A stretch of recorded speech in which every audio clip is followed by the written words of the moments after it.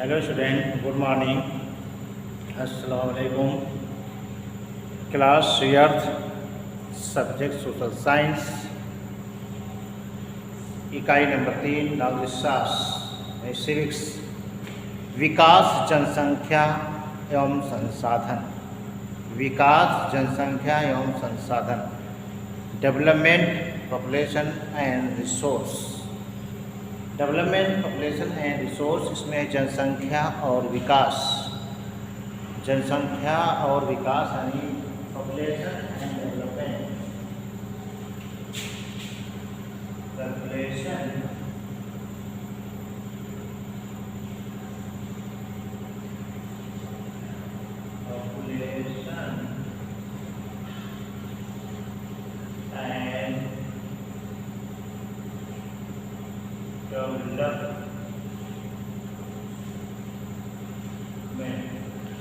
जनसंख्या और उसका विकास। तो देखिए, पहली बात देखिए, जनसंख्या किसे कहते हैं? जनसंख्या से आप क्या समझते हैं? जन माने लोक संख्या, लोक संख्या। लेकिन अगर किसी देश के संदर्भ में कहा जाए तो जनसंख्या क्या है?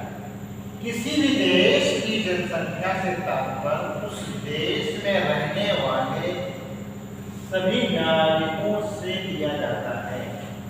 उस देश में रहने वाले बाहर से आए हैं, व्यापार के उद्देश्य से, घूमने के मकसद से या किसी और मकसद से जो आए हैं बाहर से, दूसरे देशों से आए हैं, वो उस देश की जनसंख्या नहीं कहलाएगी। उस देश की जनसंख्या क्या कहलाएगी? जो वहाँ के नागरिक हों, उनको उस देश की नागरिकता प्राप्त हो, ऐसे लोगों को जो है उस देश की जनसंख्या कहा जाता है या उस देश के नागरिक कहते हैं। उस देश के लोगों को नागरिक कहते हैं या उस देश के नागरिक कहते हैं। विकास का स्तर देखिए, इसमें टॉपिक है विकास का स्तर। विकास का स्तर सामान्य बोलचाल में या सामान्य भाषा में या सामान्य जानकारी में लोग ये समझते हैं कि विकास का स्तर केवल आर्थिक स्थिति से होता है। नहीं, ऐसा नहीं है। केवल आर्थिक स्थिति का सुधर जाना या आर्थिक रूप से बढ़ जाना या आर्थिक रूप से विकसित हो जाना, ये विकास का स्तर नहीं हो सकता। इसमें कितने हैं? शिक्षा, स्वास्थ्य, तकनीकी विकास, आर्थिक स्थिति, ये चारों होना चाहिए। इसमें से अगर ये तीन है, शिक्षा, स्वास्थ्य, तकनीकी विकास, तो ये आर्थिक स्थिति अपने आप सही हो जाएगी।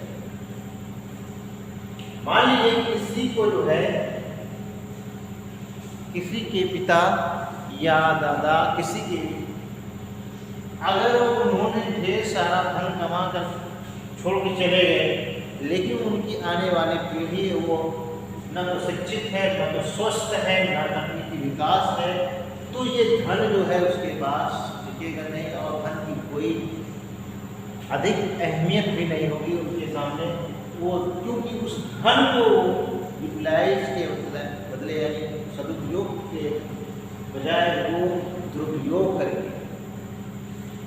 और अगर किसी के पास शिक्षा, स्वास्थ्य, तकनीक विकास है, उसके पास और कुछ धन के नाम तो कुछ भी नहीं है, तो हमें इन्हीं शिक्षा, स्वास्थ्य और तकनीकी विकास के जरिए से वो धन अर्जित कर सकते हैं। तो ज्यादा पॉइंट क्या है, ज्यादा चीज क्या है? शिक्षा, स्वास्थ्य और तकनीकी विकास। आर्थिक स्थिति जो होती है, क्या लोगों की जरूरतों को पूरी करती है। जैसे उनको शिक्षा लेना होगा, तभी आर्थिक, तभी धन की आवश्यकता। स्वास्थ्य के लिए तभी धन की आवश्यकता। तकनीकी विकास के लिए तभी आवश्यकता। लेकिन इसकी जरूरत पड़ती है। इसमें कोई जरूरी नहीं कि उनके पास बहुत सारा धन तभी ये लोग ऐसे रह सकते हैं। जिसके पास बहुत सारा धन हो, केवल वही लोग शिक्षा, स्वास्थ्य और तकनीकी विकास कर सकते हैं, ऐसा नहीं है। जिसके पास जरूरत का धन है उस जरूरत के धन से जो है शिक्षा, स्वास्थ्य और तकनीकी विकास कर सकते हैं। ठीक। और देखिए इसमें दिया हुआ है, लोग शिक्षित, स्वास्थ्य और निपुण तभी हो सकते हैं जब उनकी आवश्यकताओं की पूर्ति के लिए पर्याप्त संसाधन उपलब्ध हो। वही धन या संसाधन, मतलब दूसरे रूप में देखा जाए तो वो संसाधन होगा। विकसित देशों ने विकास के इन लक्ष्यों को प्राप्त कर लिया, वहाँ अधिक जनसंख्या को एक वरदान माना जाता है। अच्छा, आप लोग अपने समाज में, अपने गांव में खुद देखते होंगे या आपके पिताजी खुद देखते होंगे कि ऐसे भी व्यक्ति हैं जिनके पास कुछ भी नहीं था, उन्होंने किसी तरह से जो है शिक्षा ग्रहण की, अपने स्वास्थ्य को मेंटेन रखा और तकनीकी विकास किया। नहीं कोई तकनीकी पढ़ाई उन्होंने की, उसके बल पर जो है वो बहुत आगे बढ़ गए शिक्षा के क्षेत्र में, स्वास्थ्य के क्षेत्र में आए। तो पहले से ही जो है ये आगे थे और आर्थिक स्थिति के में वो बहुत आगे बढ़ गए। ठीक। और ऐसे लोगों की देखा होगा जो आर्थिक स्थिति के रूप में बहुत मजबूत थे, लेकिन उन्होंने उसका सही उपयोग नहीं किया। तो क्या हुआ, यानी उनका वो अगर इन शिक्षा, स्वास्थ्य और तकनीक पर खर्च नहीं किया, ये अपनी आर्थिक स्थिति इस पर खर्च नहीं किए, तो क्या हुआ, धीरे धीरे वो कमज़ोर हो गए और पता चला कि उसके पास से धन भी निकल गया, तकनीक भी नहीं आई और स्वास्थ्य शिक्षा इससे पहले ही क्या थे वो वंचित थे। और इसी तरह से देखा जाए, अगर ये विश्व स्तर पर देखा जाए, देश के लेवल पर देखा जाए, तो भारत जो है, भारत संसाधनों, विभिन्न प्रकार के संसाधनों से संपन्न है।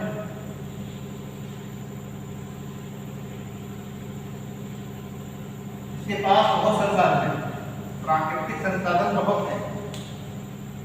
और दूसरी बात यह है कि यहाँ पर जो जनसंख्या है, जनसंख्या में जो है उनकी अधिक तो है, लेकिन उनकी जनसंख्या में टैलेंट यानी बुद्धिमान लोग कम नहीं है। जब वो किसी कारणवश विदेश में चले जाते हैं तो वहाँ पर वो बहुत उस क्षेत्र में, जिस क्षेत्र में वो शिक्षा लिए होते हैं, उस क्षेत्र में जब वो विदेश में चले जाते हैं तो बहुत आगे बढ़ जाते हैं। अगर वो वही उस सुविधा पा करके बहुत आगे बढ़ जाते हैं, जिस देश में जाते हैं उस देश की सेवा करते हैं। अगर वही सुविधा जो है इस देश की सरकार उनको दे दे तो वही सेवा इस देश की करेंगे। एक उदाहरण के तौर पर देखा जाए तो जैसे जापान के पास प्राकृतिक संसाधन जो है नहीं के बराबर। वहाँ प्राकृतिक संसाधन के रूप में जंगल, पहाड़ और छोटी छोटी नदियाँ, पहाड़ी क्षेत्र अधिक है तो वहाँ छोटी छोटी नदियाँ ये हैं। वहाँ कृषि भूमि जो है 11 से 12% है और भारत में कृषि को 54%, 50 से 54% है और वहाँ 12%। वहाँ के लोगों के पास क्या है, शिक्षा, स्वास्थ्य, तकनीकी विकास, ये तीन चीज उनके पास ऑलरेडी 1, 2 और 3। ठीक, ये ऑलरेडी पहले से। जब उनके पास आर्थिक स्थिति कमजोर थी तभी उनके पास थी। और जबकि द्वितीय विश्व युद्ध में उसके 2 प्रमुख नगर हिरोशिमा और नागासाकी पर बम गिराए गए। उसके बाद भी उन्होंने शिक्षा, स्वास्थ्य और तकनीकी विकास पर ज़्यादा ध्यान दिया, जिसके कारण और जिसके पास प्राकृतिक संसाधन है, कहिए कि कृषि भूमि 12% है, इतना अधिक फसल अनाज उगाते हैं कि वो अपना खुद खाते हैं और दूसरे देशों को बेचते हैं। केवल 12% भूमि पर और उनके पास